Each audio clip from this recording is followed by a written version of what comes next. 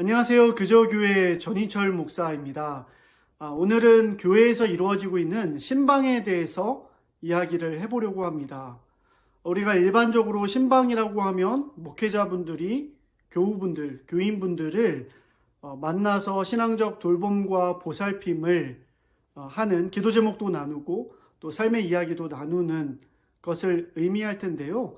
우리가 일상 가운데 카페에서 커피를 마시거나 아니면 식사를 하면서 신방을 하기도 하지만 봄이나 가을에 특정한 기간에 집중적으로 교우분들의 집을 찾아가고 또 만나면서 이루어지는 신방이 일반적인 형태의 모습이 아닐까 싶습니다. 물론 요즘의 현대인들은 가정을 오픈하고 또 소개 이야기를 하는 것이 쉽지 않기 때문에 30대, 40대 분들의 가정을 일일이 방문하는 건 어렵겠지요. 그래서 외부에서 서두에 이야기한 것처럼 카페나 식당에서 친한 분들끼리 구역장님과 리더분들과 또 목회자분들이 함께 모여서 일상 가운데 삶의 이야기도 나누고 기도 제목도 이야기하고 자녀들의 이야기 또 부모님의 이야기 등등을 나누고 또 말씀을 보면서 그 가운데 길을 찾는 것이 신방의 모습이 아닌가 싶습니다. 저도 목회를 6년 전에 개척하고 시작하면서 이 신방에 대한 고민을 하게 됐습니다. 목회 안에서 반드시 필요한 부분이고 또 성도님들에게 또 저에게도 분명히 유익한 부분이기 때문에 봄이나 가을에 대신방 기간을 잡고 한 달이나 두 달 동안 가정들을 만나야겠다라고 생각을 했어요. 저희 교회에는 아이들을 포함해서 40에서 50명가량의 교인분들이 계시기 때문에 어떻게 만나지? 어떤 모양으로 만나지? 누구부터 만나지? 라는 고민을 했고요. 그런 고민을 하던 끝에 저에게 이런 질문이 들어왔습니다. 나도 목회적 보살핌, 돌봄을 받고 싶다라는 생각이 문득 스쳐 지나가게 된 거죠. 그러면서 더 깊이 생각을 해봤습니다. 왜 목회자가 일방적으로 교인분들을 신방해야 할까? 물론 목회자기 때문에 신앙적인 돌봄이나 케어에 있어서 더 효과적으로 길을 찾아줄 수 있는 것은 사실입니다. 또 그것이 사명이고 의무이기도 하고요. 하지만 목회자가 성도님들에게 일방적으로 신방을 하고 또 교우분들은 신방을 받는다는 개념을 조금 초월할 수는 없을까라는 생각을 하게 됐습니다. 마치 거미줄이 서로 얽혀 있는 것처럼 누가 누구를 또 다른 누가 누구를 그게 교인분들이 성도분들이 저를 신방할 수도 있는 거고요. 제가 성도님들을 또 구역의 리더분이 구역원을 또 구역원이 구역 리더분을 서로 유기적으로 신방하면서 신앙과 목회적인 돌봄과 보살핌 또 케어와 격려를 해드릴 수는 없을까라는 생각을 하게 된 거죠. 그래서 이름을 이렇게 지었습니다. 신앙 데이트. 일정 기간, 한 달이나 두 달 정도 기간을 두고 서로가 서로에게 노크해서 만나는 겁니다. A 집사님, 저를 만나 주십시오. B 성도님, 저를 좀 만나 주십시오. 서로 카톡이나 전화나 문자를 통해서 데이트할 수 있는 시간과 장소를 잡고 만나는 거예요. 그 이후에 되게 다양한 데이트가 이루어졌습니다. 어떤 분들은 같이 운동을 하기도 했고요.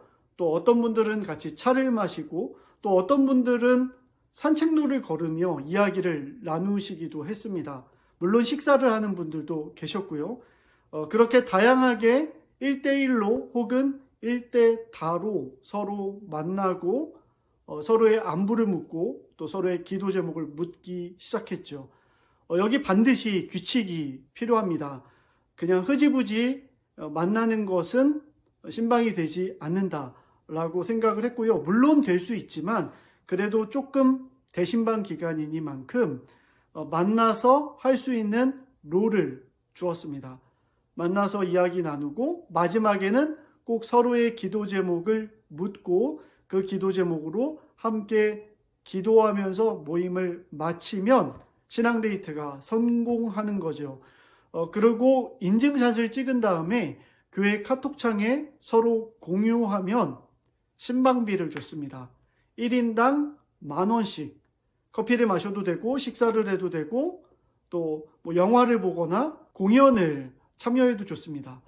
그것이 시드머니가 돼서 돈을 좀 더 보태서 다양하게 데이트할 수 있는, 적어도 재정이 부족해서 저 사람을 만나지 못했다라는 이야기는 없을 수 있도록 신방비를 1인당 10,000원씩 나눠줬습니다. 뭐 한 사람이 2번, 3번 만나면 그 사람은 데이트 비용을 계속 가져갈 수 있는 그런 구조로 서로 신방을 하게 된 것이죠.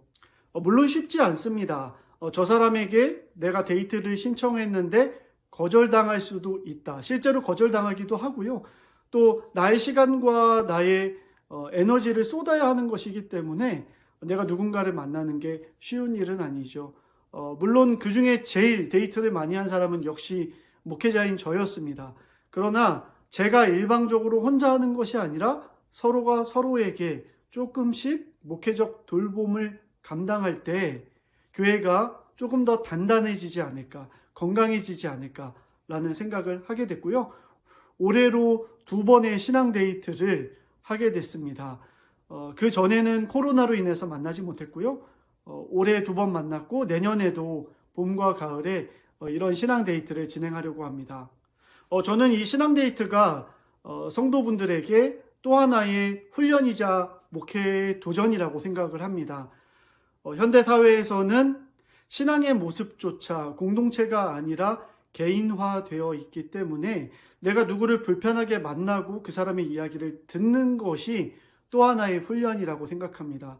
내 마음을 열고 또 내 공간을 내어줘서 그 누군가를 초청하고 환대하고 서로 공유할 수 있는 것이 공동체된 예수 그리스도께서 머리 되시고 우리가 몸 된 교회의 모습이 아닐까.